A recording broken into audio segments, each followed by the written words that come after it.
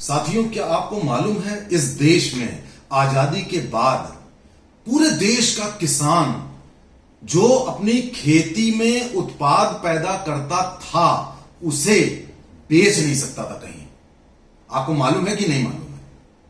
और आपको आश्चर्य होना चाहिए कि किसान जो भी खेती करता था या करता है वो सिवाय एक मंडी में जाने के और कहीं बेच नहीं सकता था। उसको यह अधिकार था कि तुम अपनी खेती का जो अनाज है खा सकते हो लेकिन बेच नहीं सकते हो। और यह बात बड़ों बड़ों को नहीं मालूम है साथियों, बड़ों बड़ों को नहीं मालूम है। वो कहते हैं नहीं यार ऐसा तो नहीं, ऐसा ही था।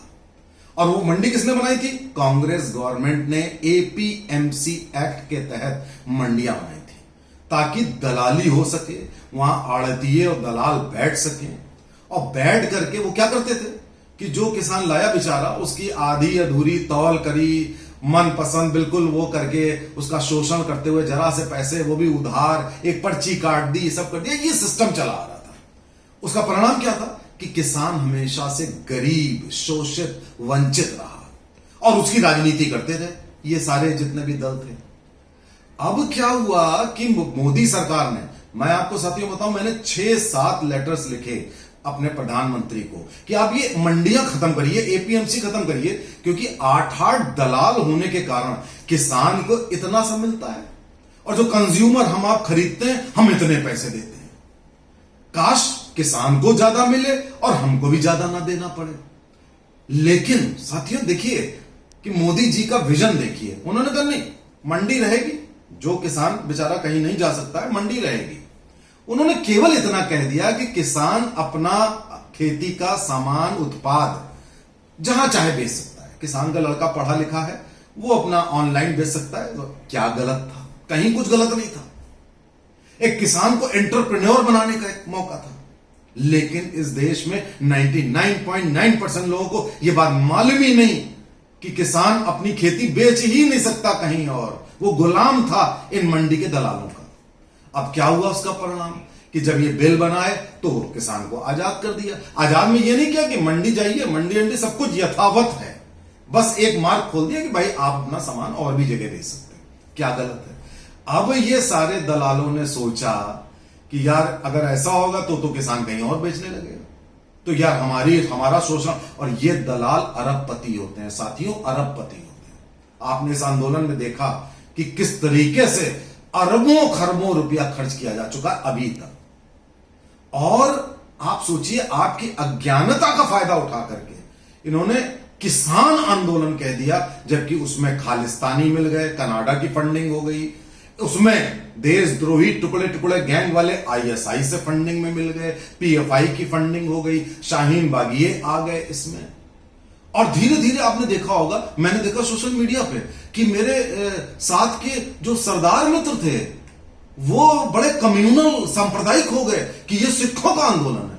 अरे भाई पहले ये तय करो कि किसान का आंदोलन है कि सिखों का आंदोलन है। कितना गलत था ये बात, उसको कम्युनलाइज कर दिया। अब देखिए इतने आयाम बन गए कि सिखों का अलग बना दिया, सिख फॉर जस्टिस करके एक बड़ी गड़बड़ संस्था है, उससे उसका आंदोलन बता दिया, पंजाब के सिखों का आंदोलन बता दिया, खालिस्तानियों का बता दिया। उसके बाद उसमें जुड़ गए सारे राजनीतिक दल, उसका बना दिया आंदोलन। अब कर दिया कि टकैत आ गया तो जाट का जातिवाद उसमें घुसेड़ दिया। ये क्या हो रहा है?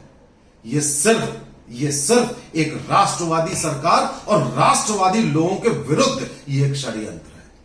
और यह षड्यंत्र इसलिए है कि देश में वही व्यवस्था रहे, किसान सशक्त ना हो, देश सशक्त ना हो, वैसे ही शोषण रहे, वैसी ही दलाली रहे, वैसे ही राजनीति की परिभाषा रहे। इसीलिए देखिए वो जो राहुल गांधी जो सिंगू बॉर्डर को शंभू बॉर्डर बोल रहे हैं, वो भी उसमें आ गए कि जो कुछ किया सही किया।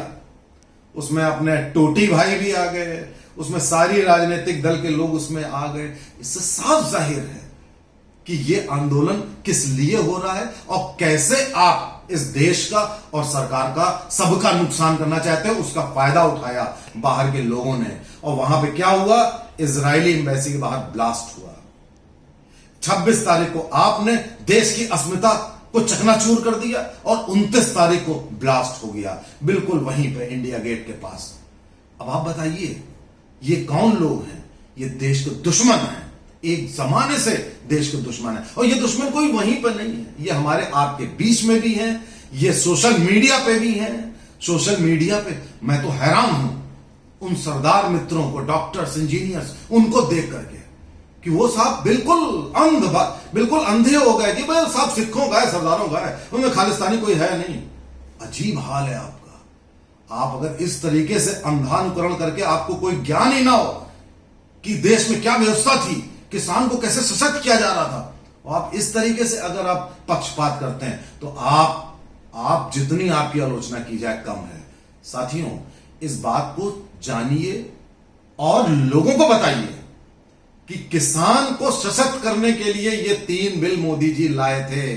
जिस तरीके से इसके पहले 370 लाए, नोटबंदी लाए, उसी तरीके से ये 1 बिल लाए थे। और इसका किया क्या, इसका हश्र क्या कर रहे हैं, ये आपके सामने है। लोगों को बताइए। नमस्कार, जय हिंद।